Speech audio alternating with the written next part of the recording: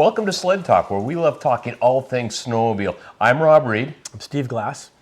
We'll be talking snowmobiling from pulling the cord to pulling your hair out. There's lots to discuss. We want to thank Performance Supply for their ongoing support.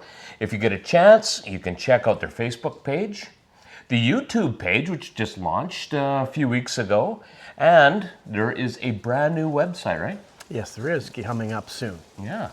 I have the domain now, so. Good for you. And check out the Performance Supply Vintage page. Vintage page on Facebook. Yes, on Facebook. Right. Excellent. So lots of areas for people to get comfortable. And it's funny, as we're going into season 2 and talking about that, you know, we've been getting a bit of a following going on with this. And I'm glad because we started this halfway through last year and monkeyed around with it a little bit. And I think we're going to be a little more dedicated this year to what we're trying to do here, Steve. But as you can imagine, Canada's our number one follower. Number one. Yeah. Second in line is the United States. Guess who's number 3? I think you told me. Come on. I don't remember. Sweden. Sweden, right. Sweden. Yeah. Go Sweden. Yeah. Not only do they have hockey players, they have snowmobilers, and they have a lot of snow in Sweden. So welcome, Sweden. Glad you're joining us. Anyways, let's kick off with a little bit of national news, a few things to talk about there. Arctic. You know, as we talked about even on the summer episode, and you know, it's starting to sound like we're real Arctic fans here. But Arctic's got some sleds coming out. Well, one of the things I just recently read is they've just come out with a new EPS, electronic power steering. Now, electronic power steering, as you recall, Steve, was on Yamaha. Right. Why was it there? Because those things were big, heavy tanks. They were big, heavy dogs, and Some they of needed, I mean, the 4-strokes. Yeah. And Yamaha went all 4-stroke. Yeah, but my little phaser doesn't have it. But that was a 2-stroke. No, my phaser. Yeah, okay. My 500 phaser. But it's light and small. It's a light, nimble little sled. Yes. I've ridden some nitros and they need it. Yeah, some of their bigger sleds needed that power steering.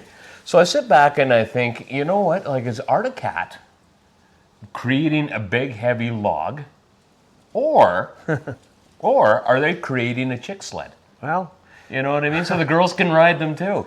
And you know, my wife would actually like power steering, I think. That's my point. Because that's what her biggest complaint is. Chick sled. So what we're going to start seeing is women driving their Jeeps pulling Arctic. I own a Jeep too, by the way. I know. Yeah, so I'm just wondering, is that where they're going with this? Are they becoming chick sleds? The 4-door Jeeps only, okay? Okay. Yeah, so it'll be a single trailer with the Arctic on it. Yeah. Probably a pink one. Could be a pink one, sure. Yeah. All right. I've never wanted power steering on a snowmobile, I'll say that. I've never tried one, so who knows, but yeah, I've never wanted it. I don't know if it would be nimble enough. I've never ridden one with it either. Yeah. It just seems to me to be something that just adds more weight, one more thing to break down. Yeah. I think I have a bit of a history with power steering on quads. If the batteries get weak, the power steering quits working. Does that happen to anybody we know? A buddy of ours uses one for clearing snow, and between using the winch and the power steering and whatever else the quad needs, his battery will die almost every time before he's done the driveway. Nice. And then it starts throwing power steering codes at him and his power steering fails. Right. I thought I would never want power steering on side-by-sides till I rode one or drove one, and it's kind of nice. Okay, but I that's mean, side-by-side. When I look at... I can't steer my side-by-side with a drink in one hand. So I'm putting power steering on it. Yeah. Well, no, but I mean, the side-by-side's got some weight to it. Yeah. It's more like a car. Snowmobiles, although they are getting heavier, you know, like I say, if you're going to stick to the trails and you're going to take it easy and all that, you know, maybe power steering has a place. Yeah. But, you know, to me, it's one more thing to break. It's one more thing to add weight to your snowmobile. Yeah. I just don't know if it's that important. But again, I've never ridden it. Yeah.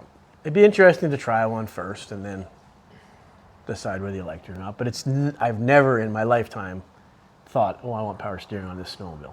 Because you just like to feel it. Okay. And you can set your suspension up so there's not that much weight on your skis. You can do whatever you want with them. So. Well, yeah.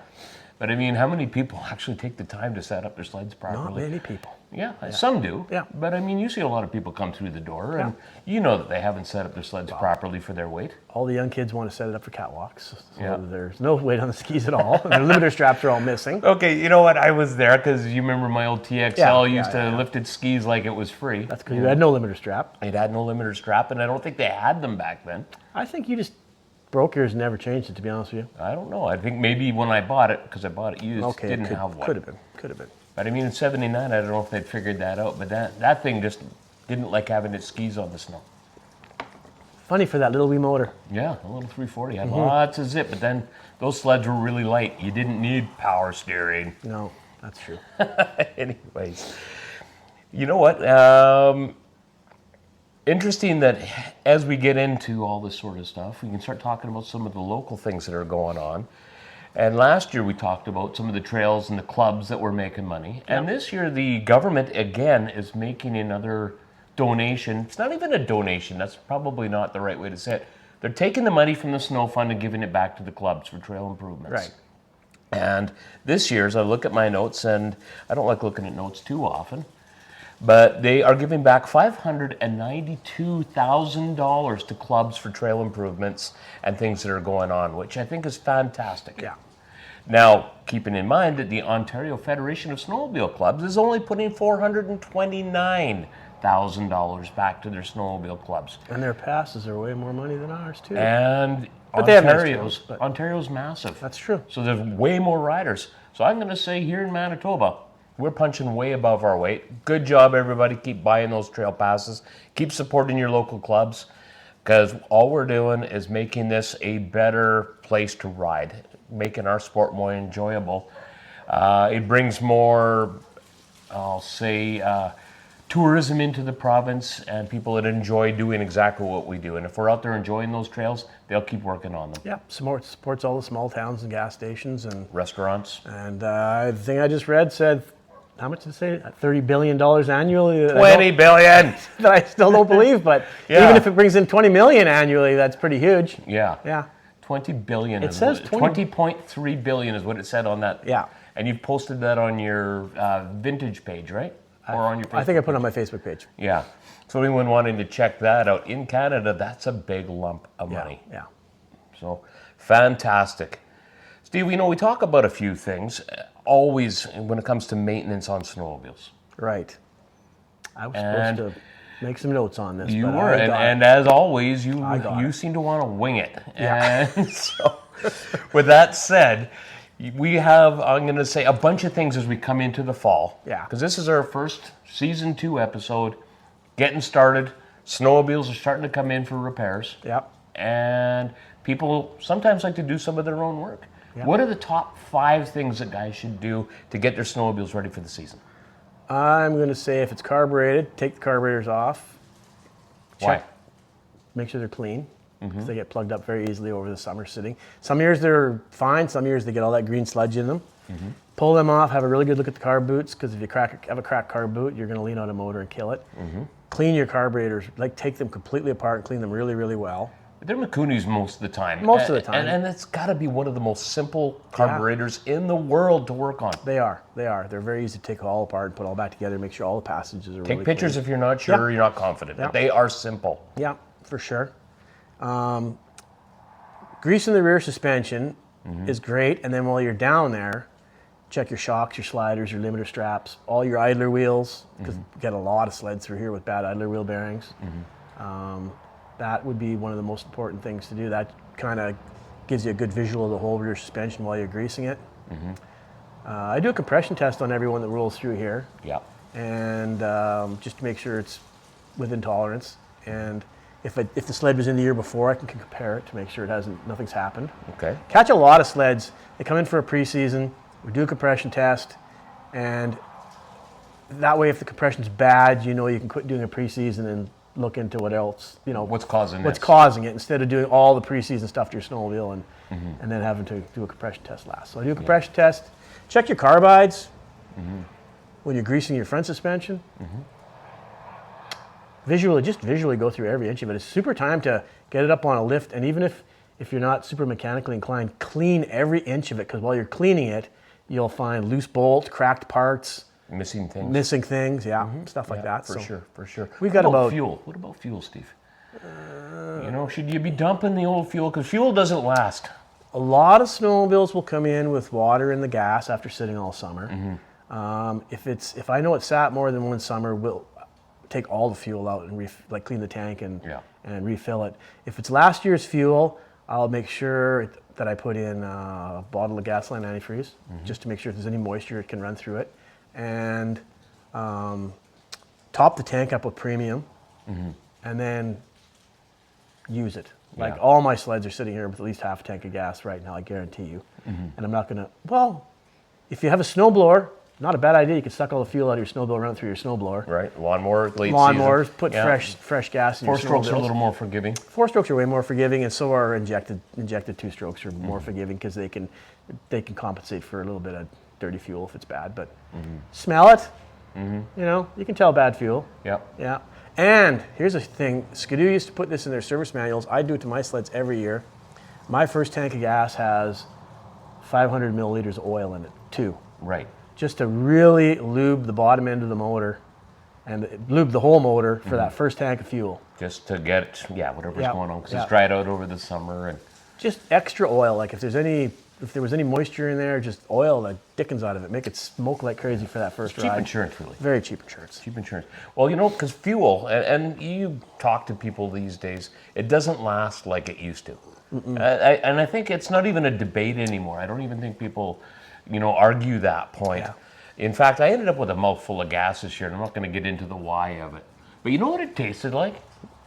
Corn.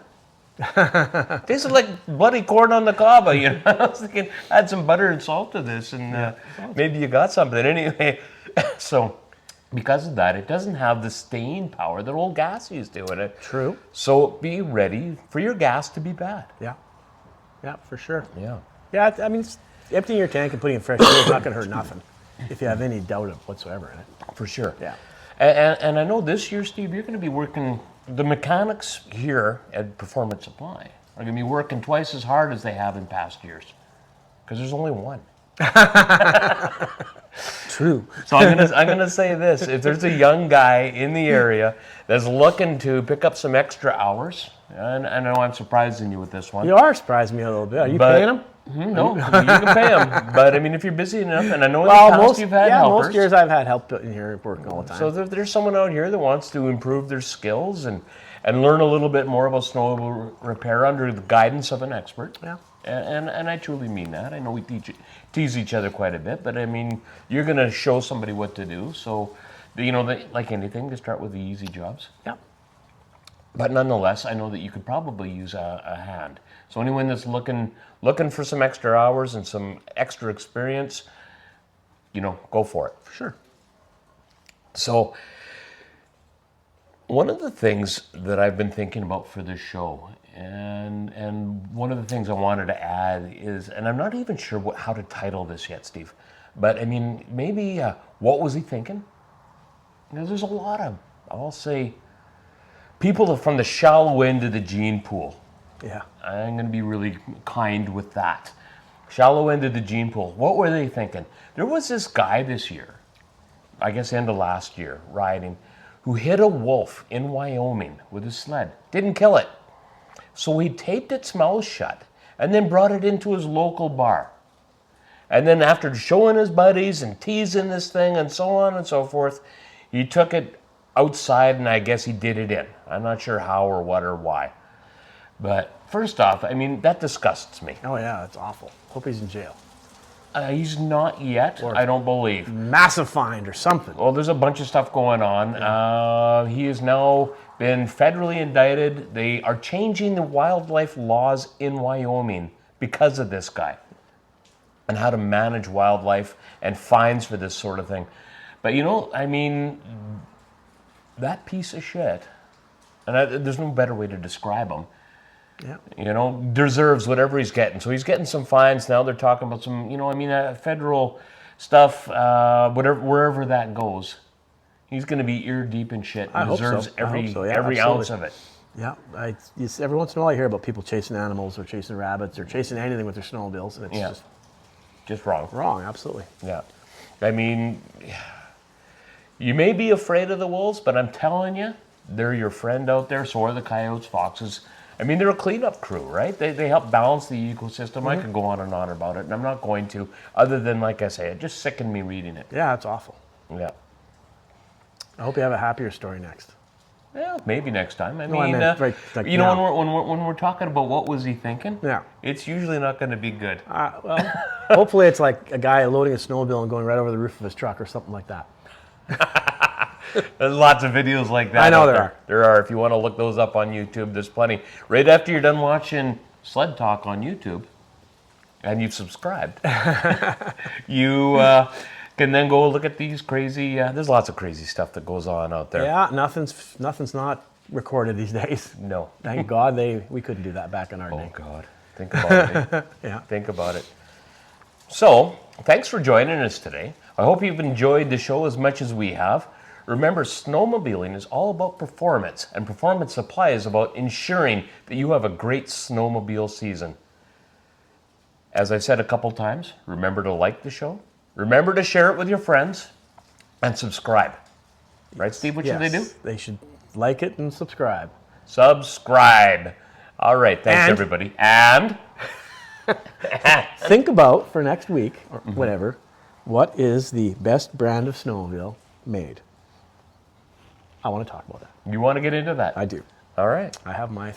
I guess we're going to have a little debate next episode. Yeah. Thanks, everybody. Bye.